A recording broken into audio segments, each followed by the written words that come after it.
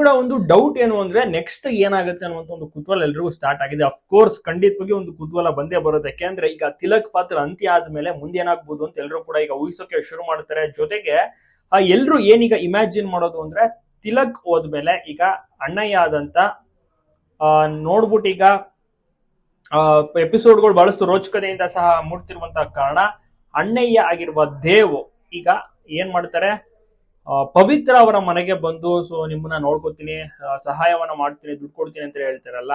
So ಆದ್ರೆ next ಇದರಿಂದ ಏನ್ ಅರ್ಥ ತೆಗೆದುಕೊಳ್ಬಹುದು ಅಂದ್ರೆ ಇವರಿಬ್ರು ನೆಕ್ಸ್ಟ್ ಏನಾದ್ರು ಮದ್ವೆ ಆಗುವಂತ ಸಾಧ್ಯತೆ ಇದೆಯಾ ಅಂತಲ್ಲ ಒಂದು ಕುತೂಹಲ ಎಲ್ರಿಗೂ ಬಂದೇ ಬರುತ್ತೆ, ಡೌಟ್ ಬರುತ್ತೆ.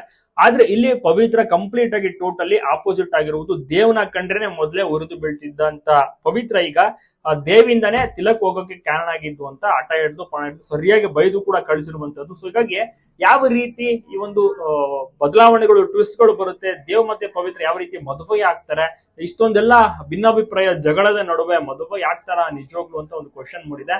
ನೋಡ್ಬೇಕು. ಇದೇ ಮೇನ್ ಟ್ವಿಸ್ಟ್ ಇರುವಂತದ್ದು ಪವಿತ್ರ ಮತ್ತೆ ದೇವ್ ಮದ್ವೆ. ಸೊ ಅದನ್ನ ಪ್ರೋಮೋದಲ್ಲೂ ಕೂಡ ಸ್ಟಾರ್ಟಿಂಗ್ ನಲ್ಲಿ ನೋಡೇ ಇರ್ತೀರಾ. ಸೊ ಹೀಗಾಗಿ ಬಹಳಷ್ಟು ಜನರಿಗೂ ಕೂಡ ಕುತೂಹಲವಿದೆ ಅದನ್ನ ತಿಳ್ಕೊಳಕ್ಕೆ, ಎಪಿಸೋಡ್ ನ ನೋಡಕ್ಕೆ. ಅಂದ್ರೆ ಮೇನ್ ಮದುವೆ ಹೈಲೈಟ್ಸ್ ನೋಡಕ್ಕೆ ಎಲ್ಲರೂ ಕೂಡ ಕಾಯ್ತಾ ಇದ್ದಾರೆ. ಇಷ್ಟವಿಲ್ಲದೆ ಏನಾದ್ರು ಪವಿತ್ರ ಮದುವೆ ಆಗೋಕೆ ಮುಂದಾಗ್ತಾಳ, ದೇವ್ ತಾಳಿಯನ್ನ ಕಟ್ತಾನ, ಎಲ್ಲವನ್ನೂ ಕೂಡ ಕಾದ್ ನೋಡ್ಬೇಕು. ನೀವು ಕೂಡ ನೋಡ್ತಾ ಇದ್ರೆ ನಿಮ್ಗೂ ಕೂಡ ಇಷ್ಟ ಆಗ್ತಿದೆ ಕಮೆಂಟ್ ಮಾಡಿ, ಎಲ್ಲ ಕಡೆ ಶೇರ್ ಮಾಡೋದನ್ನ ಮರಿಬೇಡಿ. ತುಂಬಾನೇ ಚೆನ್ನಾಗಿ ಬರ್ತಾ ಇದೆ, ಒಳ್ಳೆ TRP ಸಹ ಪಡೆದುಕೊಂಡಿದೆ.